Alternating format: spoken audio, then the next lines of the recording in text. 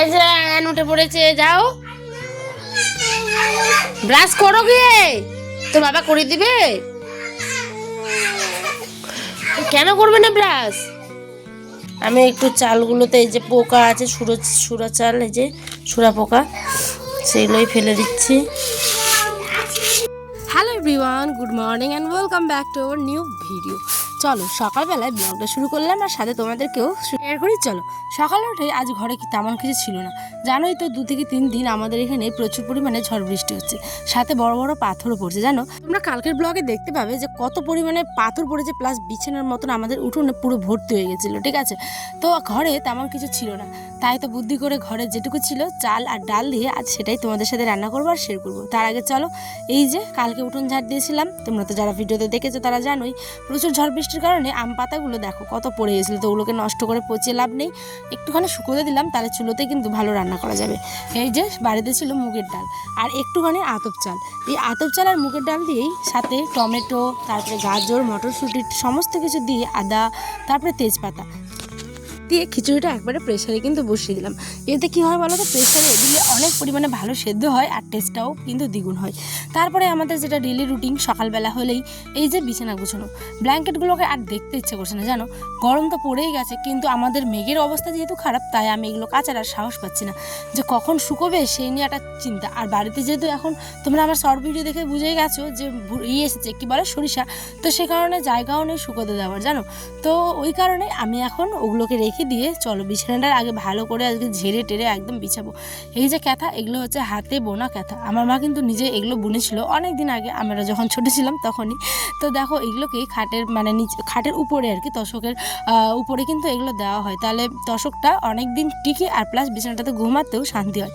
তো দেখো ওইগুলো একটু ভালো করে ঝেড়ে নিলাম, কারণ অনেক দিন আগে ঝাড়া হয়েছিল। তারপরে একটা ভালো বেডশিট একদম পেতে দিলাম বিছানাতে, কারণ 2 থেকে 3 দিন হয়ে গেলেই না, এই গরমের সময় বিশেষ করে বেডশিট আর কিন্তু রাখা যায় না, যেহেতু ছোটো বাচ্চা সবসময় ওঠানামা করে, তাই প্রতিদিনের মতোই 2-3 দিন অন্তর অন্তর এই বিছানার চাদরগুলো কিন্তু ধুতে হয়। আশা করি তোমরাও এরমই ধো, তাই না বলো?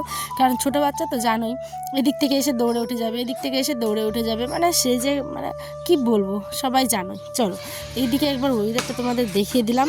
এখানে আমার কাপড়গুলো, এই যে কম্বল, তারপরে চাদর আর কিছু জামা প্যান্ট ছিল, সাথে বিছানার চাদর আর আমার কিছু কাপড়, সমস্ত কিছু ধোয়া কমপ্লিট। এইবার ঘরে যাবো। জানো এইদিকে পাঁপড় ছিল, কিছু পাঁপড় ভাজলাম, সাথে করলাম ডিমের অমলেট।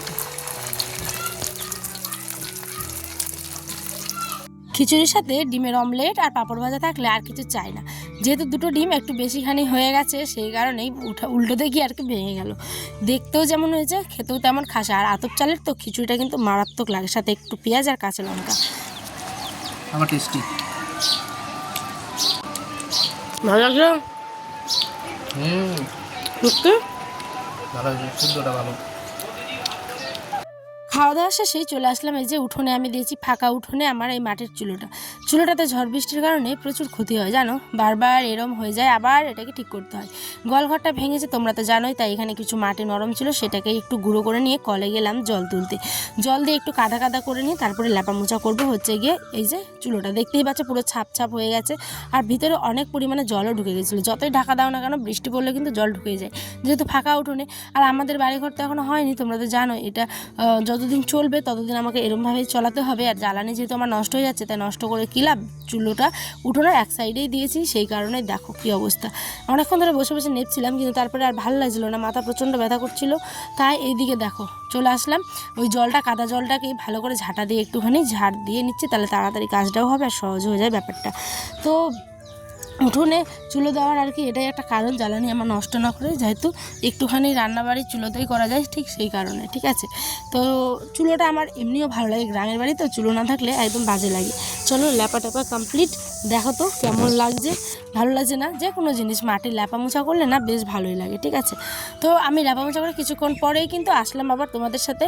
এই যে কিছু খড় শুকোতে দিয়েছিলাম বৃষ্টির কারণে, ওইগুলো এবার মচমচে হয়ে গেছে, তার আগে ওই যে ছাইটাকে তুলে নিলাম, ভেজা একদম ভিতরে কাদা কাদা হয়ে গেছিলো, ওটাকে তুলে এই জন্যে দেখো রান্না বসে দিয়েছি হচ্ছে মাংস।